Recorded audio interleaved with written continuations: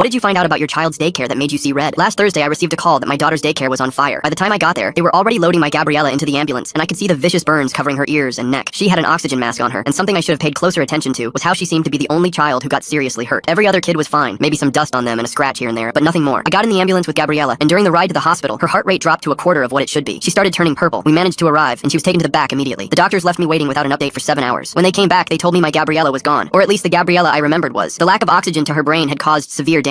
She was in a coma. Her doctor said she'd likely wake up, but told me to prepare for permanent brain damage. 25% chance she comes out normal. That night, while I was at her bedside, the paramedic who brought Gabriella in sat down next to me. "Sir, I need to tell you something. We found your daughter in the employee bathroom at the daycare. The door was closed. She was the only child left in the entire building." My eyes went wide. His words didn't make sense at first, and then they did. Someone put Gabriella there and left her to burn. The next morning, I confronted Mrs. Hamilton, the daycare owner. She was sitting at her desk in her second location. I expected her to be equally as shocked, to start investigating, but when I asked why Gabriella was in that locked bathroom, she just kept shuffling papers. Unfortunate events happen in emergencies. People panic, and you're no saint either. You're always 15 minutes late for pickup. My staff is exhausted dealing with parents like you. My jaw dropped as I asked her if she was serious. She just looked up with these cold eyes. "Your daughter has always been extremely difficult. Maybe someone just needed 5 minutes of peace, and coincidentally the fire started." 5 minutes of peace. That's what my baby's brain damage was worth to her. I was walking back to my car, shaking with rage, when another parent called out to me. Lisa, whose 4-year-old Grace was in the toddler room. She looked nervous as she approached. "I heard about Gabriella. I'm so sorry, but I need to tell you something. Grace keeps having nightmares about the fire. She says she saw Mr. Victor carrying a baby into the staff bathroom right before the smoke started. She heard crying, and then the door closed. My knees buckled. Victor, the afternoon aide who always volunteered for diaper duty. That afternoon, I waited by Maria's car. She was another daycare worker, and when she saw me, she tried to turn back, but I called out to her. "Maria, please. My daughter has brain damage. I need to know what happened." She looked around the empty parking lot, and her shoulders sagged in defeat. Victor takes babies into that bathroom and locks the door. We hear them crying, but can't get in. We told Mrs. Hamilton, but Victor is her nephew. She said, "Mind our business, or we'd lose our jobs." The day of the fire, when the alarm went off, Victor ran out of that bathroom alone and slammed the door behind him. I asked if all the kids were out, and he said yes, but his face was white and his hands were shaking. He left your baby in there to burn because he couldn't explain why he had her locked in that bathroom. My whole world stopped at that moment. I had to rest against my car so I wouldn't collapse. That evening, I drove straight to the police station. I told the first officer I saw about the fire, how Victor left my baby locked in that bathroom to die and had been doing something to her in there. The officer's expression changed from concern to uninterested. The second Victor's name was mentioned. "So you think this Victor was inappropriate with your daughter? Do you have proof?" "I have testimonies. He locks babies in there for 30 minutes. He just adjusted his belt to interrupt me." "That's negligence at worst. File a civil suit." "He left her to burn," I shouted, capturing everyone's attention. Not without evidence, he didn't. I realized they weren't going to help. That night, I did the only thing I could think of. I called my 2 best friends, Kyle and Benji, who I've known all the way since juvie, and told them everything. I sent them the pictures of their goddaughter hooked to machines. We met up at a bar where we discussed everything. By 1 a.m., we were already outside Victor's rundown apartment building with everything we needed. A stranger unlocked the main entrance, letting us in, and once inside, we changed into all black outfits under the stairwell. We crept up this door, where Kyle picked his lock, and we snuck in. Victor woke up 10 minutes later to the feeling of a knife against his cheek, and 3 men dressed in black standing around him. He tried to scream, but the sock in his mouth prevented that. I explained why we were here, and his face went even paler when I mentioned Gabriella. The 3 of us dragged him to his feet, and not so kindly brought him into his kitchen. He was crying, attempting to bargain with us, saying we could rob the place and he wouldn't snitch. But Benji took out his roll of duct tape and taped Victor's now heavily bruised legs, arms, and midsection to his chair. He even taped his mouth. That's when I approached him. "Now, I'm gonna take the tape off your mouth, and you will tell me what you were doing with Gabriella in that bathroom." I placed my knife to his neck. Full story on channel linked below.